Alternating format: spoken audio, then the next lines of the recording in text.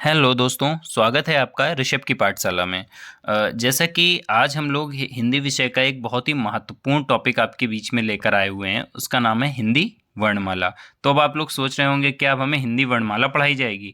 नहीं, हिंदी वर्णमाला तो आप लोग पढ़ चुके हैं, पर एग्ज़ाम में जो इससे रिलेटेड क्वेश्चंस आते हैं शायद उनकी जानकारी अभी तक आपको ना हो। तो उसी जानकारी को लेकर के ये वीडियो है। इस वीडियो में आपको वर्णमाला से रिलेटेड सारे क्वेश्चन कवर किए जाएंगे जो अभी तक परीक्षाओं में पूछे गए हैं।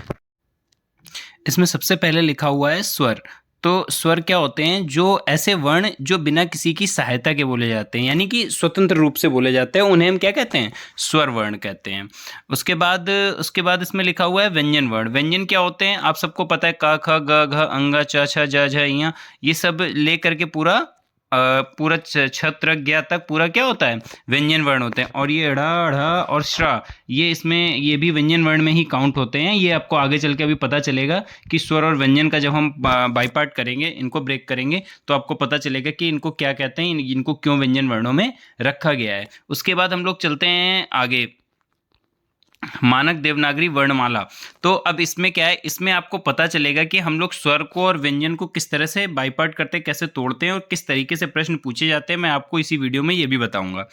तो देखिए नेक्स्ट क्या है हमारा, इसमें लिखा हुआ है स्वर। स्वर के बारे में लिखा हुआ, फिर अनुस्वार लिखा हुआ है। तो आप लोग ये बात जान लीजिए कि ये जो बिंदी होती है, जिसको हम लोग अंगा कहते हैं, उसे हम वैसे हिंदी की भाषा में उसे अनुस्वार कहा जाता है और इसे विसर्ग कहा जाता है। तो विसर्ग को तो अक्सर लोग जानते हैं, पर इस चीज़ को नहीं जानते। अनुस्वार के बाद एक बात और याद रखिएगा, एक चांद बिंदी जिसको हम लोग कहते हैं ना, ऐसे करके जो रखी होती है, इसे हम लोग अनुनासिक बोलते हैं। क्या बोलते हैं? अनुनासिक बोलते हैं। और इन तीनों वर्णों को मिलाकर एक साथ अगर कहना हो तो हम इन्हें कहते हैं अयोग वाह। क्या कहते हैं? अयोग वाह वर्ण। क्या कहते हैं? अयोग वाह वर्ण कहते हैं। ठीक है। इसके बाद हम लोग चलते हैं आगे। तो अब ये तो हो गया स्वरों में। स्वर में जो अनुस्वार, विसर्ग और अनुनासिक तीनों को मिलाकर हम क्या कहते हैं? अयोग वाह। उसके बाद हम लोग चलते हैं व्यंजन में। तो व्यंजन में देखिए क्या होता है, क ख ग घ अंगा, तो ये पूरा होता है का वर्ग। क्या होता है? का वर्ग। का वर्ग, चा वर्ग, टा वर्ग, ता वर्ग और पा वर्ग। इस तरह से ये कुल कितने हो गए?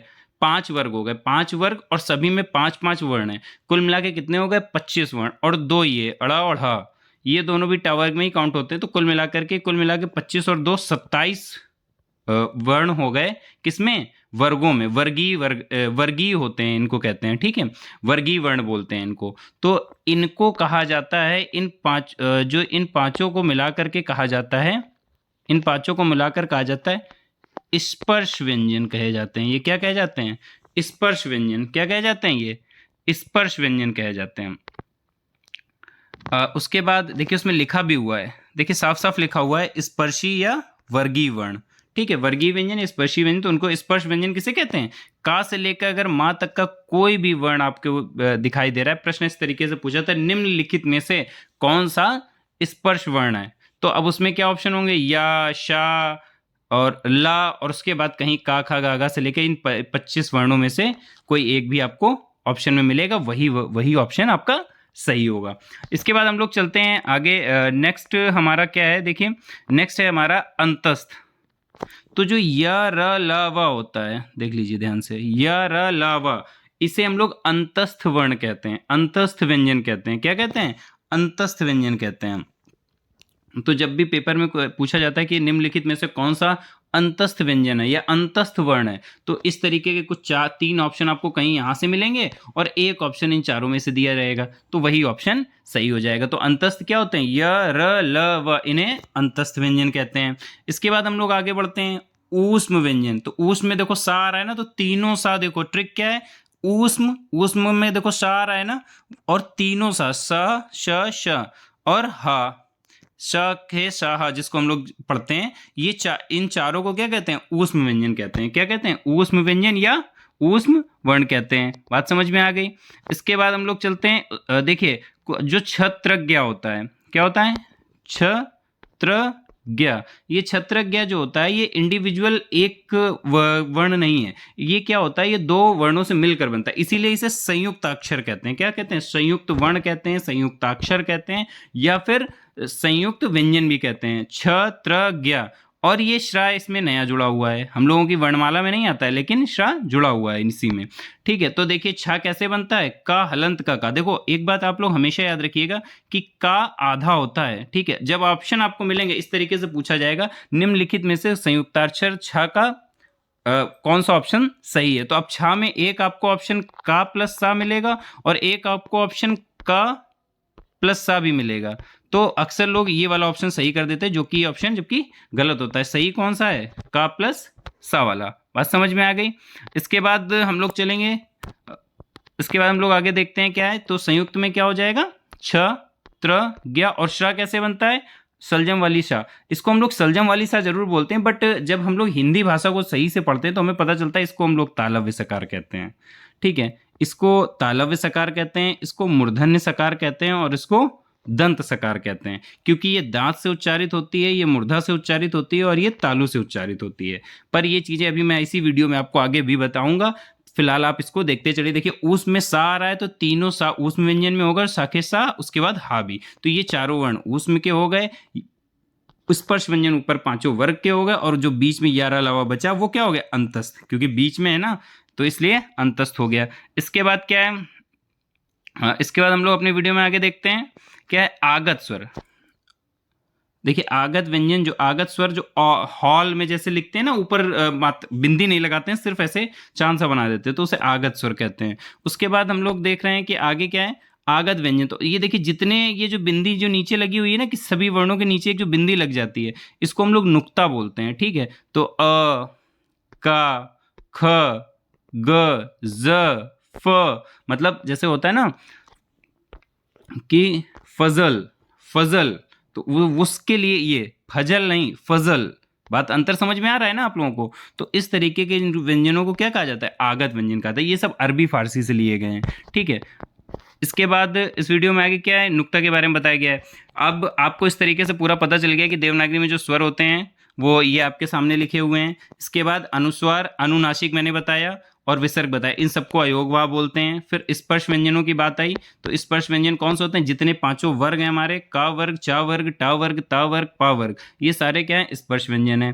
इसके बाद हमारा आगे क्या है कि अंतस्थ क्या होते हैं, य र लावा को अंतस्थ बोलते हैं। अरे भैया ऊस में क्या होते हैं, तो ऊस में देखो सा आ रहा है तो साखे सा, ये सारे के सारे क्या हो जाएंगे, ऊस में व्यंजन हो जाएंगे। इसके बाद हम लोग आगे चले तो हमें पता चला आगत, आगत स्वर क्या है, ये हॉल में जो अ जो होता है उसे आगत स्वर कहते हैं। इसके बाद जो आगत व्यंजन होते हैं वो क्या इन्होंने दिखा दिए, क, ख, ग, ज, फ, ये सब क्या हो गए, आगत हो गए। जो नीचे बिंदी लगी हुई ना इनके नीचे, इनको हम क्या बोलते हैं, नुक्ता। और ये जो आगत व्यंजन है कहाँ से, अरबी और फारसी से लिए गए हैं। ठीक है, उसके बाद हम लोग आगे चले तो हमें उच्चारण स्थान पढ़ना है कि ये सभी वर्ण जो हैं वो मुख के किस भाग से बोले जाते हैं, मुख के किस भाग से बोले जाते हैं। तो चलिए देखते हैं, उच्चारण स्थान समझ लेते हैं कैसे क्या है।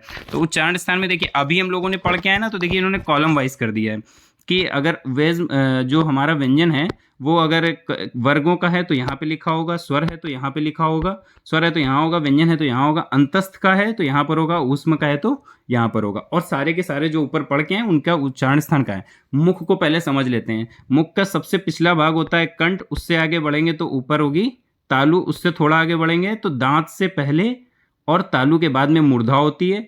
मूर्धा के बाद आते हैं दांत और दांत के बाद आते हैं ओठ। अंदर से आते हैं कंठ, कंठ के बाद तालु, तालु के बाद मूर्धा, मूर्धा के बाद दंत और दंत के बाद ओंठ। तो उसी क्रम में देखिए ये पूरे हमारे बने हुए हैं। सबसे पहले क्या, कंठ।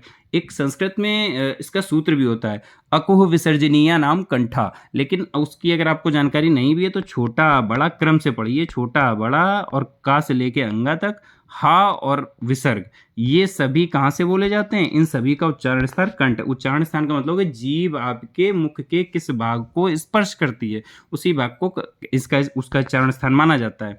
तो इसमें क्या है, कंठ से क्या बोला जाता है आपका पूरा, ये देखिए छोटा बड़ा क ख ग घ अंगा और हा और अहा, तो ये सब आपके कंठ से बोले जाते हैं। इसके बाद नेक्स्ट है हमारा तालु।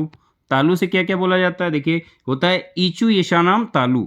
तो ई चा, चू का मतलब होता है चा वर्ग। जैसे हमने बोला अकुहु, तो कु का मतलब था पूरा का वर्ग। ठीक है, तो उसी तरीके से तालु से क्या हो जाएगा, ई चू, ई चू का मतलब पूरा, ये शा नाम तालु। अभी हमने कहा था ना ये वाली सलजम वाली जो शा होती है इसे तालव्य सकार बोलते हैं। क्यों, क्योंकि इसका उच्चारण स्थान क्या है, तालु है।